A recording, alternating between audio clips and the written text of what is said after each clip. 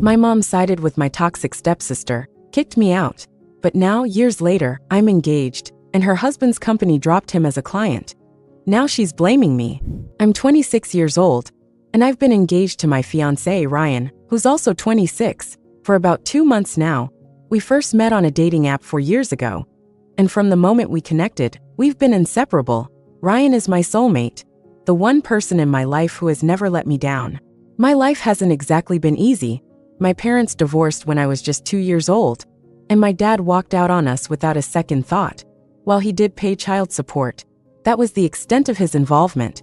He never made the effort to see me or even check in on how I was doing. My mom, who's now 48, wasn't much of a parent either. To be honest, she was more focused on other things when I was growing up rather than actually raising me.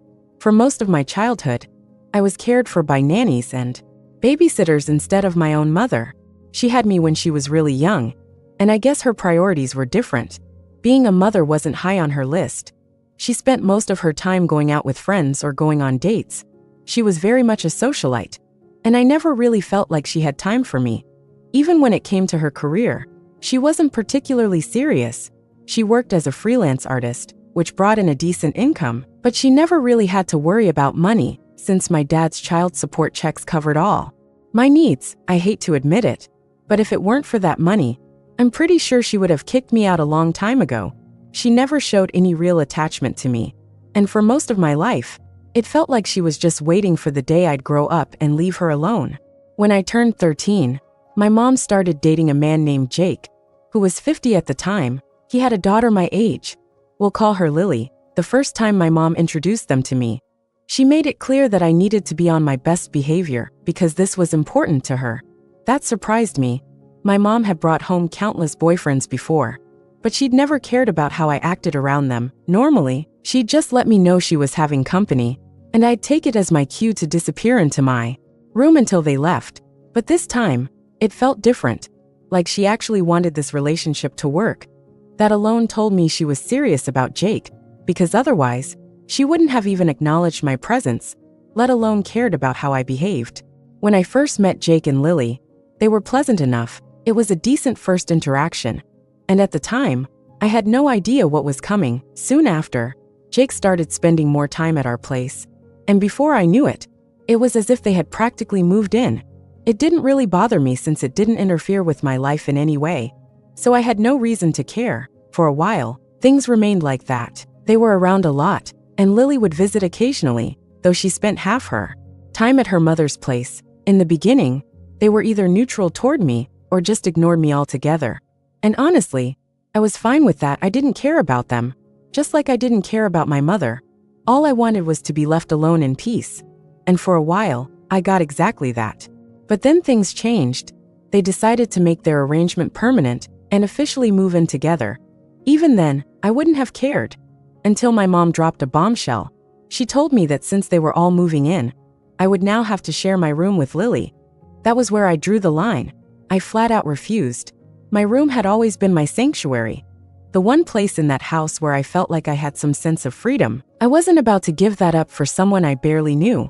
When I told my mom I wasn't going to share, we had a massive argument. She threatened to kick me out if I didn't listen to her. I was only 14, but even then, I knew she was bluffing. She might have been my mother, but she wasn't someone I could trust, so I always made sure to be aware of my rights. And I knew for a fact that she couldn't legally throw me out until I was an adult. I called her bluff, and while she was furious, she had no choice but to back down. Instead, she decided to turn the basement into a room for Lily. Honestly, it wasn't even a bad space, it just needed some fixing up, and my mom actually put in the effort to make it look nice. By the time she was done, it was just as good as any other bedroom in the house. I didn't understand why it was such a big deal, but for some reason, that's when Lily started hating me. Maybe it had something to do with the way my mom handled things. On the day Lily officially moved in, my mom gave them a tour of the house, and while doing so, she made a point to announce that Lily had to stay in the basement because I had refused to share my room. To this day, I can't figure out why she did that. Maybe she wanted to guilt-trip me into changing my mind. If that was her goal, it didn't work. It just made me feel weird and uncomfortable. I wasn't sorry for standing my ground, but I did feel secondhand embarrassment for Lily. Or maybe my mom just loved stirring up drama and wanted to make sure Lily knew exactly who to blame for her situation. If that was the case, she succeeded because from that day forward, Lily treated me like her worst enemy. Whenever she stayed with us, she made my life miserable. She was outright mean, constantly making nasty remarks about me. To give you an example of the kind of things she'd say, one time, she looked me dead in the eye and said that my dad had probably left my mom because of me. Then she laughed like it was the funniest thing in the world. She mocked my appearance, especially since I was a little chubby at the time, and she'd find any excuse to make fun of me. At school, she had her own little clique of mean girls, and they never passed up an opportunity to gang up on me. Before all of this, she and her friends usually ignored me, which I honestly preferred. Lily and I were never close, but ignoring each other was a lot better than being on bad terms. Unfortunately, things had changed, and now she had made it her mission to make my life as difficult as possible. She was furious that I didn't want to share my room with her, and somehow she turned that into a huge grudge against me, trying to make my life miserable. It was such a trivial reason for her to despise me that it made no sense.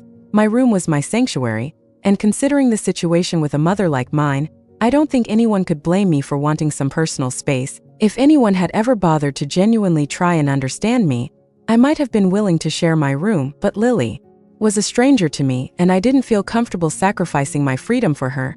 I never even brought it up to my mother or Jake because they were already aware of it, and it would have been pointless to mention it to them. They didn't care. I could have been bullied every day, and they still would have turned a blind eye, as if I wasn't important enough to pay attention to. I was just left to endure it, letting Lily walk all over me. Every once in a while I would push back, but it never helped. All it did was escalate the situation, and inevitably my parents would get involved and I'd end up grounded. It was always the same. Lily would cry a little, escape any consequences, and I'd be the one who got punished. I couldn't cry on cue the way she could, and I certainly wasn't manipulative in that way, so I'd end up being reprimanded for my bad behavior. While she got away scot-free, I was told time and time again that I needed to start treating Lily like my sister. While I faced the consequences for things that weren't even my fault, it felt like living in a nightmare, and I hated every moment of it. When my 18th birthday came around, I honestly felt more relief than anything else when I got kicked out. The chaos in my family had been building for years, and it only seemed to get worse over time. Lily was still a constant nightmare, and my parents continued to support her, never questioning the validity of anything she did. Over the course of 4 years, she had managed to turn everyone in my year against me, leaving me with barely a couple of friends who would even speak to me. Everyone else hated me simply because Lily did. And that was enough reason for them. It had taken a serious toll on my mental health, and I was struggling in every area of my life. I had gained a lot of weight from binge eating, which had drastically changed my appearance for the worse. I was overweight, struggling with acne, and my hair was in terrible condition. On top of that, my grades were slipping, so not only did I look bad, but I was also seen as dumb by everyone else. It felt like I had absolutely nothing going for me, and I was at rock bottom. Things at home didn't offer any solace. I still had to deal with Lily and my parents. My mother became increasingly insufferable, constantly comparing me to Lily, even though she knew that Lily was the reason my life had spiraled so far. Things had been bad before my mom married Jake and moved in with him, but after that, it went from bad to worse. She went from not caring about me to actively making me feel worthless. It was as if I was living with a couple of mean girls, with Lily being the one my mother had always wanted. I couldn't help but feel like I was the mistake in their lives, and I knew they both wanted nothing more than for me to disappear. Honestly, I wanted the same. My mother and Lily hated me, and Jake couldn't care less. I had no family to rely on except my mom, as my grandparents had distanced themselves from us, and I never knew my father or his side of the family. I had nowhere to go and felt too weird to ask my friends for help, so I just gritted my teeth and stayed with my mom to at least have a roof over my head and food to eat until I turned 18. But just weeks before my birthday, an incident happened, and that very day I was kicked out. It was a weekend, and I can still remember that day like it was yesterday. It was one of the most traumatic and stressful days of my life. Lily had graduated with me, and by that point she was hanging out with a much larger group of people, including her friend whose older brother was finishing up college. She started dating him, and they'd hang out with his older friends who were all much older than us. I knew about the things they got up to, but I didn't think it was worth bringing up to my parents. After all, it would probably backfire, so I kept quiet about the fact that she had started drinking, and although I couldn't prove it, I was certain she was smoking weed. I never got into any of that stuff because, first, I didn't have friends who had access to alcohol, cigarettes, or drugs, and second, I was already dealing with so much weight issues and struggling with my grades that I didn't need to add more problems to the mix. But on that day, I must have accidentally left my room unlocked before I went to take a shower. I came out to hear frantic banging on the bathroom door, and my mom was screaming at me to come out immediately. I hurried to get dressed and check out what was going on. When I walked out, I found my mother, Jake, and Lily standing in my room, all looking deadly serious. My mom was holding up a bunch of empty beer bottles from under my bed. And even worse, there was a massive plastic bag of what looked like weed. I knew it wasn't mine and Lily knew it too, but my parents didn't believe either of us. Somehow Lily had planted it in my room while I was gone and then reported it to my mom. The whole thing blew up. They were screaming at me, calling me a horrible person, not just for the alcohol and drugs, but for everything else. My mom went off on me, saying I was a disappointment, complaining about me eating all the food, and telling me that I would never amount to anything. She said I would never do anything worthwhile in life and that I'd end up living with them forever, wasting their money. I kept trying to explain that none of it belonged to me, that I had no idea how it ended up in my room, but she didn't believe me. When I tried to suggest that maybe Lily had planted the beer and drugs in my room to get me into trouble, my mother completely lost it. She screamed at me, accusing me of being jealous of Lily and insisting that I'd never be as good as her at anything, which was why I was trying to shift the blame. By that point, I was crying uncontrollably. But it didn't matter to her. She just kept yelling. Eventually, she stopped and told me that I had to go. I was confused and asked her where I was supposed to go. And she simply told me she didn't care. She just wanted me out of the house because she was done dealing with me. When I refused to leave, she threatened to call the police, warning me that since I was almost 18, they would take the drug charges very seriously. She said she didn't want an addict living under her roof, using all her money and resources. She told me that I needed to take care of myself now because she was done playing happy family with someone who didn't deserve it. I begged her not to kick me out, even though I secretly wanted to leave. I knew I had nowhere to go and didn't have enough money to support myself, but it was no use. She didn't care. She told me that if I didn't leave by that day, she'd call the police herself and report me. I was in shock. I couldn't believe how heartless she was, especially since neither Jake nor Lily seemed to care at all. They were going about their day as if nothing was happening. After hours of crying and pleading, I eventually started packing my things. Between the prospect of being arrested for drugs and the reality of living on the streets, I'd gladly choose homelessness. By evening, I finished packing, and when I walked out of the house, no one even said goodbye. I didn't look back, either. I went to the park and sat on a bench for a couple of hours, but when it started getting really cold, I decided to head to a friend's house. I hoped they would let me stay for a few days.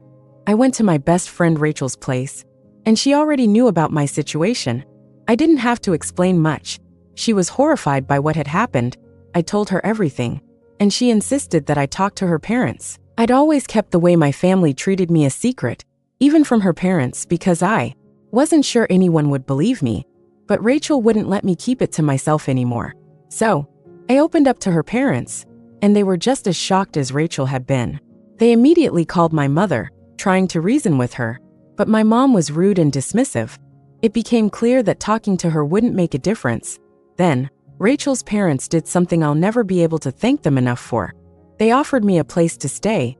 They were wealthy enough that money wouldn't be an issue, and Rachel, being my best friend, was happy to share a room with me. I moved in with them and spent the next couple of years attending community college, because that was the only place I could get into with my grades. I started working and saving money, hoping to eventually find a place of my own. But Rachel's family made sure I never felt like a burden. They supported me in every way, and I never felt any pressure to leave. 3 years ago, I'd saved enough money to move out. It felt like such an accomplishment, and I was deeply grateful to Rachel and her parents for everything. Even the day I moved out, they helped me settle into my new place and told me I was always welcome back, either to visit or even to stay if I ever needed it. That was the turning point in my life. By that time, I had lost a lot of weight, and my health had greatly improved. I felt better both physically and mentally. I was also financially stable, having spent so much time working hard to turn my life around. After a while, I decided to start dating. I wanted to get married someday, so I figured it was time to start looking. I met a few guys before Ryan, but nothing ever really clicked. When I met Ryan, everything changed. I knew right away he was the one I was meant to be with. All the others were just stepping stones leading me to him. When we first started dating, I had no idea that he was rich, or that he was the heir to his father's company. I liked him because he was funny, cute, and seemed to genuinely like me. After a few months of dating, he told me about his family and the business they owned, a chain of restaurants that he would inherit once his father retired. Some might think that knowing about his wealth would have changed how I felt about him, but it didn't. To me, he was still the same guy I had fallen for, and that never changed. A year later we moved in together and I had met his family a few months prior. They really liked me and I got along well with everyone. Things were great, and when Ryan asked me to marry him I said yes without hesitation. We've been engaged for 2 months now and everything is going wonderfully, but then 2 weeks ago I got an email from Lily. We hadn't spoken in almost 8 years and I hadn't heard from my family since I was kicked out. I couldn't understand why Lily would reach out now, especially to apologize. I thought enough time had passed that neither of us cared to fix things. So when I read her email and saw that she was admitting to everything, how she had deliberately planted the alcohol and drugs in my room because she hated me, I was stunned. Why was she confessing after all these years? What did she want from me now? Something about the whole situation felt off, and I couldn't help but wonder if there was more to her message than she was letting on. The timing of Lily reaching out to me seemed highly suspicious, especially since I had just gotten engaged. I knew she must have seen my posts about it on social media, and given that we went to the same high school, some people had probably told her. Everything about it felt off, so I decided to do some digging. That's when I uncovered that Lily's husband was actually the owner of the company that supplies plastic containers and other takeaway-related products to Ryan's restaurants. It was easy to piece together. I created a fake profile, stalked Lily online, and from there I found her husband's profile. In his bio, he openly mentioned his work. Since I already knew a lot about Ryan's business, he and I had plans to run it together once his dad retired. I quickly made the connection. When I discovered that Lily's husband was involved with Ryan's business, I immediately told Ryan. Over the past couple of years, I tried not to dwell on my old life because I just wanted to move on. I hadn't followed anyone from my family on social media and had asked my friends not to share any news about them with me. So I hadn't even known Lily had gotten married and was living her life. But once I found out that her husband was supplying Ryan's restaurants, Ryan and I decided to cancel our contract with him. The supply deal had been costing us a lot anyway. But more importantly, I didn't want to have anything to do with Lily, not even in a business capacity. Ryan also mentioned that the quality of products he'd been receiving from Lily's husband had deteriorated significantly over time. They'd been considering dropping him as a supplier even before I found out, and they had already been in talks with a new supplier who offered better products at a lower price. So last week, just days after I received that email from Lily, Ryan held a meeting with her husband and officially ended the contract. For some reason, Lily believes I orchestrated the whole thing just to get back at her. She's been accusing me of doing it out of spite through her social media posts and emails.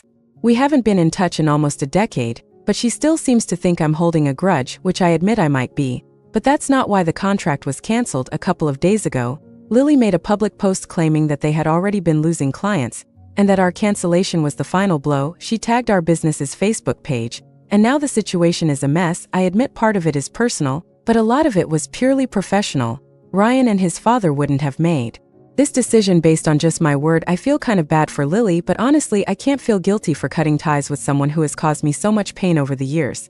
Update 1.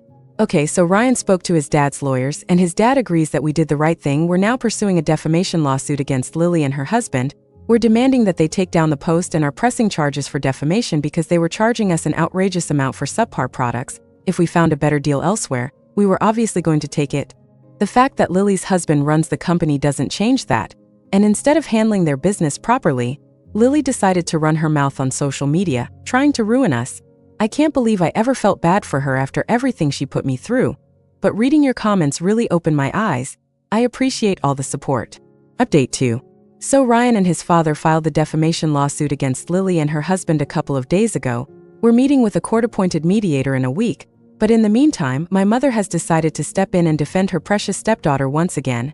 It's honestly so ridiculous, but thankfully, I'm not in high school anymore and I don't have to care about what my mother thinks. She can cry about it all she wants, but it won't change anything. She's been trying to reach out to me ever since Lily was served, but I've blocked her and moved on. I don't need that kind of negativity in my life. I'm engaged, about to marry the man of my dreams, and the last thing I need is my mother or her crazy stepdaughter coming back into my life. Update 3. Quick update. We won the defamation lawsuit. It wasn't even difficult because Ryan's father's lawyers are absolute sharks, and they completely outclassed Lily and her husband. Now they'll hopefully focus more on their business and actually deliver what their clients expect. They had to pay for everything they said, and we reached a settlement. With that behind us, we're now fully focused on planning our wedding. It's really exciting. I can't wait to marry Ryan. He's my soulmate, and I've waited long enough to find someone like him. Now that I have him, I'm never letting go. 1.